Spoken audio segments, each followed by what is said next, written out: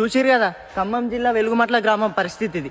ఉన్నవాడు మేడ మీద మేడలెన్నో కట్టుతుంటే ప్రజాపాలన ప్రజాపాలన అన్నారు కదా సార్, ఇది ప్రజాపాలన కాదు, ప్రజలను మట్టు పెట్టే పాలన అంటే బాగుంటదేమో. పేదవానీకున్న నీడ నేల కూలి చెదురుతుంటే అన్యం పుణ్యం తెలివనికి పేదల పైన మీ అరాచకం. చూడవే పేదల కలిపోరు రాజ్యమున రాజ అట్లనన్నా మీ ఇంట్లోకి వెళ్ళి ఇచ్చిన సొమ్ము అదేమన్నా భూదాన్ వాళ్ళు ఇచ్చిన భూమి అది, దాన్ని కూడా అక్రమంగా మీరు లాగేసుకుంటున్నారు, మట్టి కొట్టుకపోతారు. రాజకీయ జెండాలు తప్ప మరేది మారదే. ఒక్కొక్క ఇల్లు పరిస్థితి చూసుంటే కండ్లకెళ్ళి నీళ్ళు వస్తున్నాయి, కనీసం ఆ సామాన్లు కూడా తీసుకొనియలేరు, అక్రమంగా గులగొట్టారు. కారులోన దొరల జోరు కాలె కడుపుతో తిరుగునొకరు.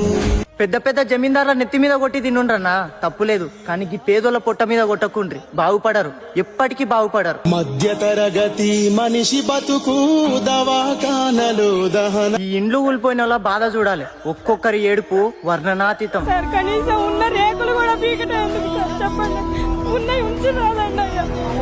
ఈ ప్రభుత్వం మాకు ఇదేనా ఇచ్చేది గిఫ్ట్లు? ఒక్క హోటల్లో పనులు చేసుకొని బతుకుతాను, ఆ గుట్ట మీదకి వచ్చిన కాలం నీళ్ళు